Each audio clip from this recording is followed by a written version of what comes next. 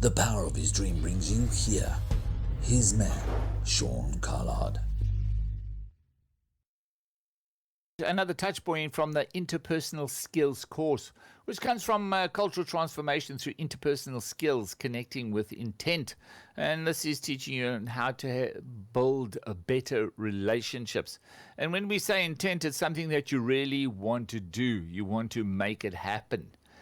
And we are going to, this is something that's very important. We lay it down as a principle. It's a foundation in everything that we do teach concerning this. And even when I teach you as a lifestyle coach, this is very important.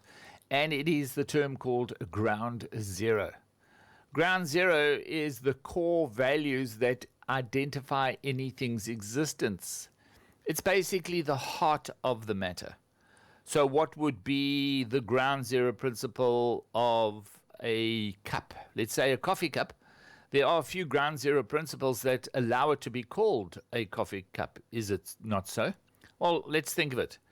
If we just have a glass, that can also hold coffee, can it?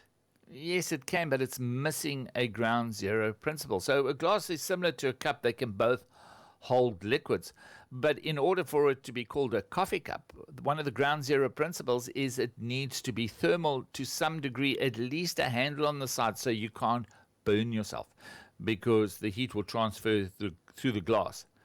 So the ground zero principle of a coffee cup or a teacup needs to be thermal. If you can have a water bottle, the one that's used just for water, if you put boiling water in it, it's going to damage the bottle. So the ground zero principle for that water bottle is it always must be a cold liquid, or at least not boiling. But when it comes to where you want to put soup and you want to store it and keep it warm, as well as coffee or tea, it needs to be in a thermos. And what does the thermos do? Well, again, it stops you from getting burnt, but it also contains the heat inside. So there are ground zero principles that apply to things in life. One thing you need to remember about a ground zero is that it does not define you. So when it comes to marriages, one of the ground zero principles to be able to even call it a marriage is you need to have date night. That is a fundamental rule that needs to be within a married couple in order to sustain a relationship. So when it comes to a relationship within marriage, your ground zero principle is to have a date night. That's just one of them. And so it doesn't say that you're stupid or you're an idiot. It just tells you where you are, like a lighthouse. If you look at a lighthouse, who is a lighthouse for? What was it built for? And what some people do is they say, no, it's built for ships. Well, that's you defining it.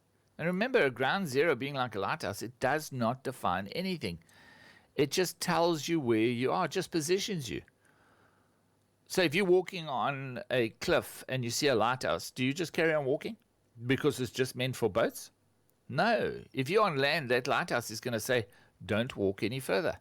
You are in danger. There's a cliff. And vice versa. If you're in the boat, you're going to see the lighthouse and you're going to go, whoa, I'm going to hit land. And one of the things about lighthouses is the way that they flash will give you an indication as to where you are on Earth. They have different codes.